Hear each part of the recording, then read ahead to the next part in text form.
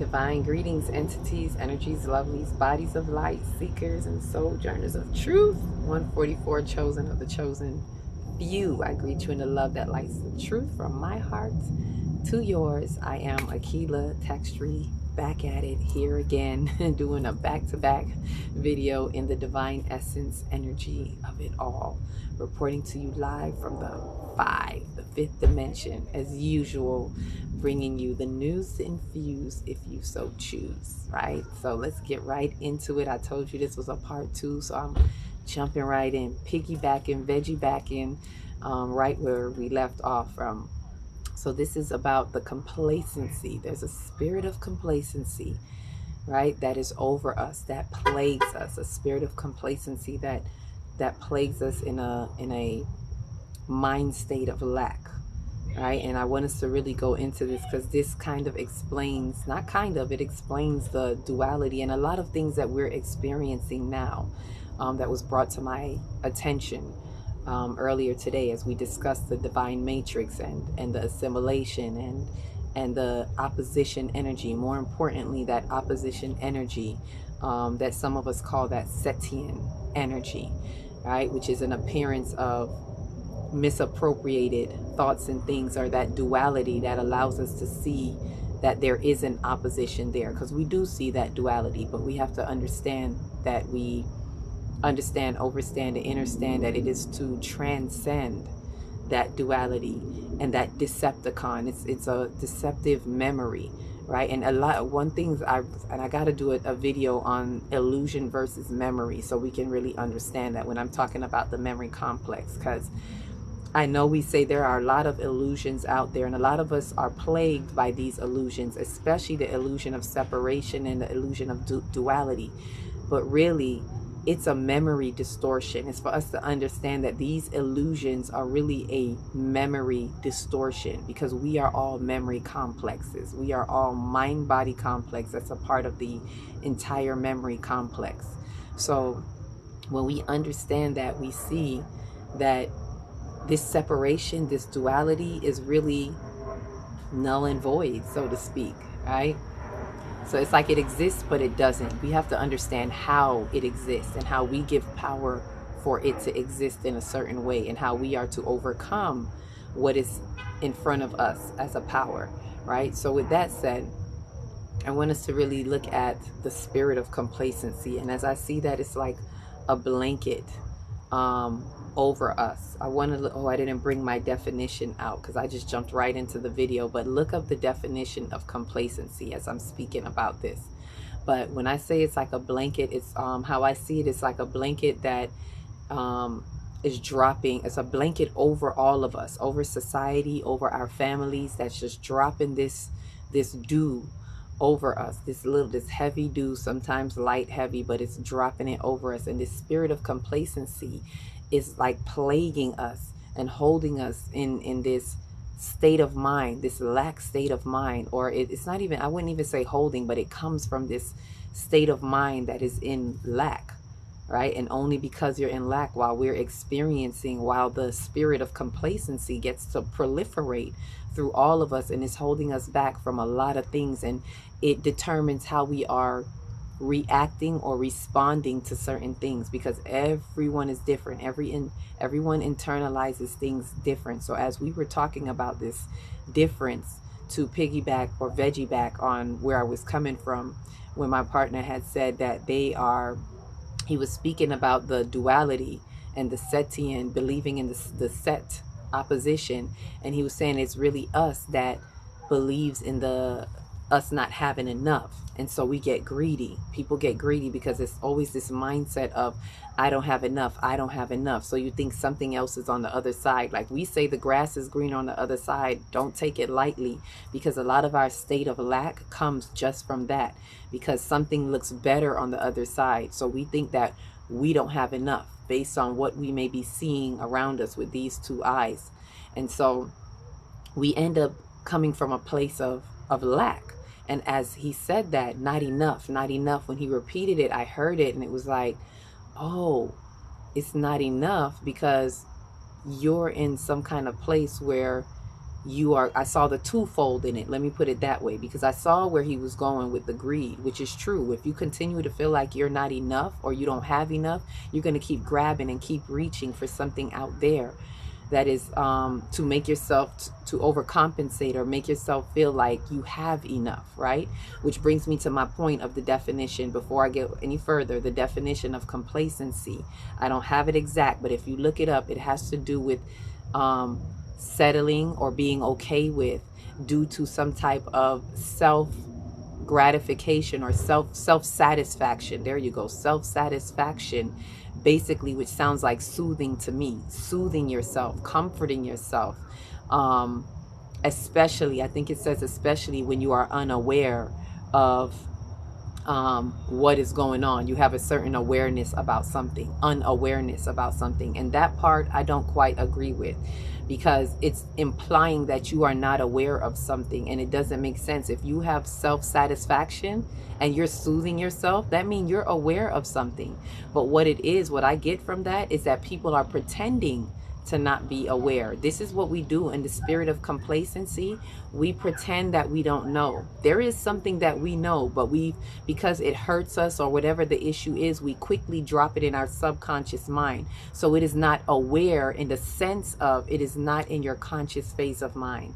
However, you are very aware. It's just behind you. And it's in the subconscious state of mind. So you're not consciously aware, but it is in your awareness. Right? This is why it's important for us to retrieve our information. It's not enough to say, oh, I'm not aware of it, and that's an excuse and it's a lie, because it's there, and because it's back there and it's somewhere in your consciousness, you now need self-soothing. You need self-satisfaction, and that is where complacency comes in. That's where that blanket, that's why I say it's like a blanket. You know how you have a soothing blanket?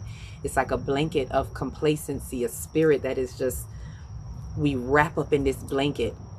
And there's a twofold to it, as I was saying, and I really want us to look at this twofold, because as he was talking about the ones who want more, greed. They end up being in greed. But I saw the twofold, and I said, or they settle. The other fold, the other part of it is they feel defeated in a spirit of complacency. Because they see that, and I want to say we, because it could be any one of us. I want to speak about us collectively, because we may see something that is not enough. We tend to sit back and be okay with that. We feel defeated, and we feel like it's nothing we can do about it.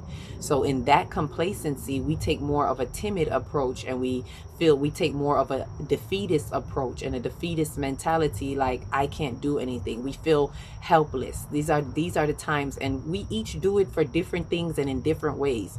So I don't want to say it's for a particular person. It depends on what the particular thing is. It depends on that specific complacency, that specific issue, right? Because we may be timid in one thing, but in another thing we may be more greedy, more grabbing to try to overcompensate, right? In that spirit of complacency. And I know some may think, well, how is that complacent if you're grabbing for? And let me explain that. Because just like we said with that Setian, that opposition energy, some of us become complacent in the sense that we just think, oh, well, that's the way it is. You know, duality is here. We have that opposition. It's nothing we can do about it. So we take that approach of, well, I'm gonna beat that. We take this conquering type attitude. So rather than a defeatist attitude, we take a conquering attitude. We become overactive in that light, and we start to grab. Well, I'm gonna beat it at that, and I'm gonna beat it at this. You know, I'm gonna do this way. So there are these different ways that there's a twofold to it. And how I see this twofold, and it's funny because as I was saying it and it unfolded for me, I was literally seeing the overactiveness and the underactiveness. And this is something I usually only see in my chakra work. When I talk about chakras being blocked, for those of you who know about chakras, you know when your chakras are blocked is when you are either overactive or underactive. Either way, your chakra is blocked. It's not good to be one or the other. It is good to have a harmony and a balance so that you're not over or under, but you just have a balance, right? And your chakra is just open, wide open, right? There's no such thing as too open. So when I saw overactive, underactive, I saw that in this complacency, coming from the mind state of lack, depending on how we internalize things, it's either you're going to be either two things. What determines the two that I just explained, whether you're going to be a defeatist or a conqueror, is if you're overactive or underactive. So if you have a mind state of lack, where lack, you just always thinking, both of them come from lack. Let me be clear. Both of these, whether you're underactive or overactive, come from a mind state of lack. It just depends on how you internalize it. So if you internalize it in the conquerors, in the overactive mind state, you're going to tend to overcompensate, to overreach, to overdo things, and to try to be on top of it. So you're going to be the one, because you're overactive in your complexity, in your not complexity, complacency, right? You're complacent in this opposition, and you took it upon yourself to say, this is what I'm going to do, and I'm complicit in my actions. I want us to understand that complacency and complicity goes hand in hand. And because you are complacent, you become complicit in your actions, whether your action to do something, conqueror, or your action to do nothing, defeatist. Either way, you're doing something. Something is nothing. Nothing is something.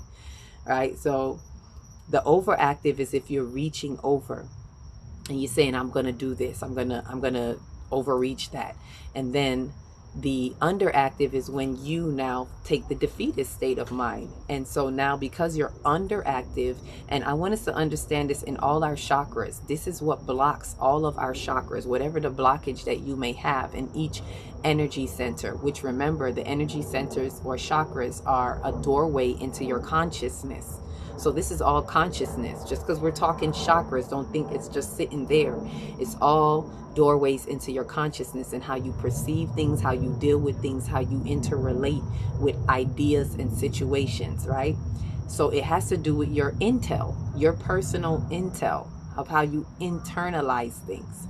So now when you're overactive, your whatever chakra this is, it could affect any one of your chakras. You can be overactive, so now you have to overcompensate in I want to give an example just so we know. I want to use a specific example. If it could be a lack of, and I don't want to use something obvious because everybody knows about money. Let's say you feel a lack in love, or you're never going to have this person. What is it that you can feel that you say, man, I never have enough.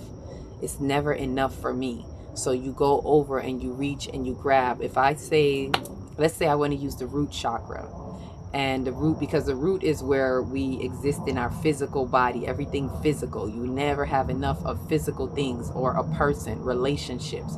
So let's just say that you feel like I never have enough. So I'm going to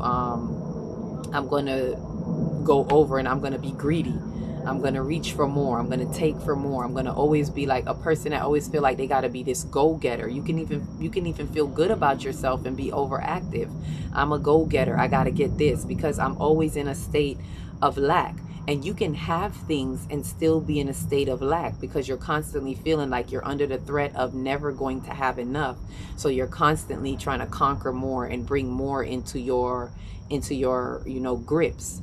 I want to have this. I have to have this, right? So it could be let's just say, I'm trying to find the best example because it could be so many things. Like I see an array of things and where this can go. But let's say you feel like you can't have a relationship. I don't know. It's never enough. I never have this. I never have that. I never have this person that I want, or whatever it is. So you go overboard, reaching and conquering. And this could be someone who may be too promiscuous and things like that because they're always conquering. They're always feeling like they have to conquer that in order to have it. If it's money, you may feel like you always have to grab for money. I always have to get more. And any money idea comes up, I have to get it. I have to get it because you're overactive in your complacency, right? So you feel like I just got to do it. I got to do something about it. You may have a bravado. You may have something where you feel like I got to do this. I got to step up my game when really there's no game that's playing. But that's the overactive. And the underactive would be If you feel like, oh, I just can't, I'm never the one, I can never do anything right, and so you just sit there, you feel like the same thing, I may never get the person I love, so you sit there and you never attempt love. You never even adhere to love. If someone reaches out to love you, because you feel so unlovable, you pull back and you settle with that defeatist attitude. Or the same thing with money, because, oh, I never have that, I never have that, so you sit there and you have a defeatist attitude, and you don't attempt to aspire to do things to gain money. Not that life is about money, but to gain access to that currency flow. Let's say it in that way. Because all money is an outward manifestation of our currency, our true currency as energy. But that's what people's mind state would be in. And they may feel like, let's say in the solar plexus, if they're overactive, they may feel like they gotta control everything. That's over controlling people as well, and they feel like, I gotta do this, because it attacks their personality, their identity body. So they feel like they gotta overdo some things. The greed for wanting to stay on top and things like that, so they continue to do what they're doing to conquer. Essentially, when you think about it, this is what even if I have to go into slavery, this is what these set of people were in, that conquering aspect, because they felt like they were in a state of lack. So they feel like they have to conquer and over conquer because of the greed. They become more and more greedy because they're constantly in a state of lack. So we may look at it and be like, but they had this and they had that, but they always feel like they don't have enough. So they're constantly grabbing, greedy. And then you have the ones who are defeatists, that because they feel like they have nothing, they don't do anything. They take a timid standpoint and they just say, well, I can't do anything about that. These are the people in a system and in a society or in a family that feel helpless. Like there are things that they want to do in their life. There are things that they feel pulled to do within themselves, but they sit back in a spirit of complacency and do nothing. So you then don't make any necessary changes. You don't take the steps that you need to take to learn your lessons, to come out of what you need to come out of. So either way, as you can see, whether you're overactive or underactive, it does the soul no justice. There is no justice because there's no peace, and there's no peace because there's no justice. And that's kind of what came up as we were talking about it, because people think they're in a peace. Remember, complacency is satisfaction, self-satisfaction, and it's soothing you. So it is an illusion. It is a memory distortion where you think you are satisfied, you think you are soothed, you think everything is okay because you're not rocking the boat, or if you're overactive, you may be rocking the boat, but in a wrong kind of way. That is outside of the basis of truth, because you're still operating from a mind state of lack. And it's for you to come down and know that, when I say come down, I mean harmonize. Come down from your overactiveness. It's because it's a belief. And this is why the power of the mind is so great. We have to believe, we have to have a abundant state of mind, because in that abundant state of mind, you don't even see that lack.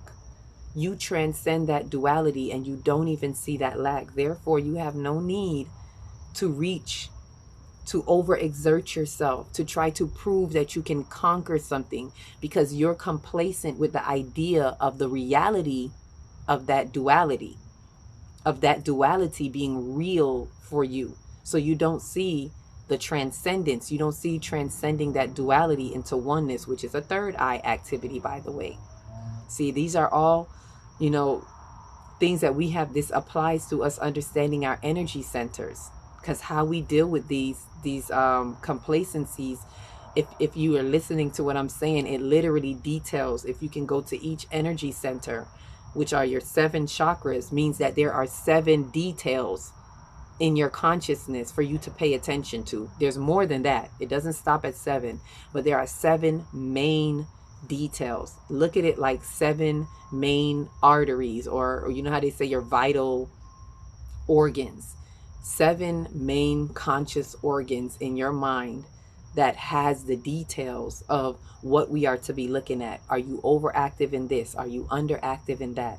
And another key point that I wanted to show to that came up after this, before I go, It's how we're relating to one another with um, these said overactive underactives. Another thing, because remember, we're all different, and it also determines how we relate to one another.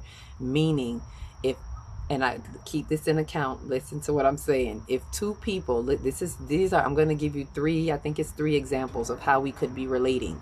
If two people are both overactive, then more likely in that relationship, you're going to be very competitive, very aggressive towards each other. Betrayal could ensue. That you're always trying to outdo, one trying to outdo the other, or one up the other. One may be trying to throw one under the bus. One may agitate the other.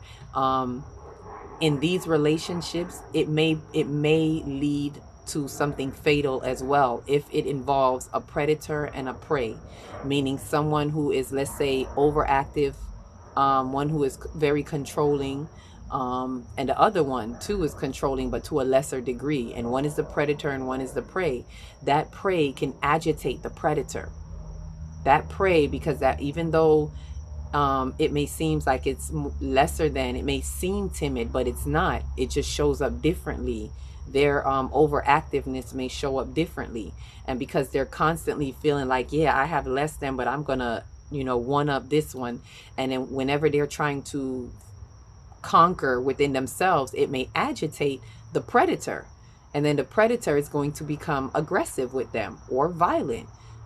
This is whether it's a friendship or relationship. Like, I'm just talking about two people, and the way that you may interact with each other can be volatile. It can be very aggressive to overactive people.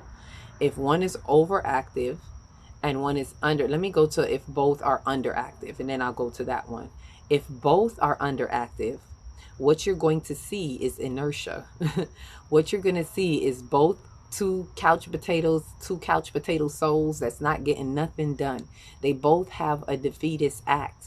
And although they may be living life, they don't take the time to get things done. They always feel like, well, I can't do nothing about that. So their complacency is really just sitting there and allowing things to happen. And that's satisfied. That's self-soothing for them. They're not going to be, no one's going to be an adjutant to even try to get anything done. So they're both going to be like people that don't aspire to make a change or make a difference. Some children may see these type of parents and be like, man, my parent don't never do this, don't never stand up for this. Like, they always just take things. They just so complicit. Like, that may be like a child parent dynamic, where the child sees that, and so that's if they're both underactive, is if one is overactive and one is underactive, most likely the overactive one is always going to be taking advantage of the underactive one. The underactive one is always going to be like the puppy, and it may seem like they're a perfect match sometimes in some relationships, because they're complacent in two different ways, and the one that's underactive is like defeated. It's like, why bother? I'm not going to do nothing. I can't do anything anyway. And then the one that's overactive is like, yeah, so right, we gonna just do what I say. We gonna do this. I come up with all the ideas. And it may not even be an ugly relationship. It may appear to be harmonic, but that doesn't mean that it is. And this is why we have to know our levels of complacency. We have to really look at where we have a mindset of lack in us that is giving us this overactive or underactive. And usually we will more likely see the underactive side of complacency, because people think, oh, you complacent, you just letting that happen, you're defeated. So we don't usually look at the overactive, but a lot of us need to also look at the overactive. Sometimes these overachievers or these do-gooders in life, and they're very comfortable, like they get to kind of fly under the radar, and you don't even realize that they're coming from a place of complacency. But don't let that fool you. They're just overactive, and they have to find a way now so that they don't have to keep fighting and feeling like they got to conquer, right? They have to come to a place where they understand that the mindset, the belief is in the transcendence of this duality. But then they have to know that they see the duality in the first place. They might be so puffed up that, you know, they don't even think they see a duality. They're like, no, I do this for the win. I do this for, you know, but you don't see that you're coming from a place of lack. Your bravado act is not going to be enough to showcase that. And there are families, I'm saying this now because there are families suffering this. I've been seeing it a lot lately, a lot of families under the blanket of the spirit of complacency, mine included. I've seen, first and foremost, I've seen it in my family. That's how I know how it shows up. But I see it showing up in others' families in different ways, of course, because there's different types of the way the spirit of complacency is playing out in your family, right? And you may be called to do something different, and you may think you're doing something, but this is what the overactive person may think. Well, I do this and I do that, and it's because you have to practice making a different decision and not participating. There we go. In order to break complacency, you have to come out of that mold that says this is the way it is, and you have to stand up to yourself and say, no, this is not the way it is, and I'm going to dare to do something different. If it means I will not participate, because the simple fact that we go along with things, whether it be in our family, society, whatever it is, we go with the rules because we think that this is the way it is. No, we have a right to stand still and not participate. Like how I tell people about voting, a lot of us talk about this government and this and that, but then what do? You get up and you walk to the polls. You have a right to look inside you and say, I don't have to be complacent with this theory that they're putting up. I will not participate. It's a matter of just not participating. And that in itself shows that I'm standing up. And this is for mainly the overactive people too. You know, it goes both ways, because underactive people tend to feel like, well, what can I do? You can stop participating. Stop being a yes man or a yes woman. Stop going along with the flow. Just because someone in your family is not doing anything about it, usually the elders, the matriarchs, the patriarchs, or because they've made it normal and you feel like you can't challenge them, you can challenge them by saying, I will not participate. Stop showing up at their events. Stop. There's a lot of things that we can just stop doing, right? Because you're in a fallacy where you think you're at peace. We got to take the pacifier out the mouth. Okay, remember, complacency is soothing. Take the pacifier out the mouth and just stop soothing yourself. Stop being comfortable. Stop feeding that self-satisfaction, the lies that we tell ourselves and say, you know what, I'm satisfied, I'm good, I'm not aware. We pretend to not be aware and say, I'm good, I don't want to rock the boat, I want to keep the peace. But that's a lie. We're not keeping the peace. There is no peace because there is no justice. And justice is living in the truth of the principles of spirit, of divine law. We have to live by those truths. And if you sit by and you see the truths not being lived out, you sit by and you see the Decepticons, you see the sect, the misappropriated thoughts and feelings and behaviors and actions, you see those things happening, you're bearing witness to it, yet you choose to bury it in your subconsciousness, say that you don't know any better, and pop a pacifier in your mouth and say, well, they're not doing anything, so I can't do anything. That is not the way. We're lying to ourselves, and we are under the cloak of the spirit of complacency. So if you're a true generational breaker, then we got to bear witness. We got to see this, and we got to break yourself. You know how they say in the West, break yourself, fool. You got to break yourself from that mentality. And a lot of us are working on this right now. Dare to be different. Dare to step out. Dare to pull that pacifier out your mouth, and dare to pull the pacifier out your family member's mouth and people around you. And you don't got to literally walk up to them and pull it. You could just pull yours out, and that'll cause enough disturbance for them to be like, wait a minute, why is she not sucking the pacifier? Why is she not self-soothing with us? You're going to cause a disturbance, but you're going to cause a ripple. You're going to cause a ripple effect that needs to happen, right? So you can have your synapses. Remember what I said in part 1, bring us back to that synapses. That's a part of the experience that you're here to have, to recover, retrieve what you need to, and have that synapses. So I say all that to invite us to know that don't think you're in peace. because you're not rocking the boat. There's no peace because there's no justice. And if there's no justice, there's no peace.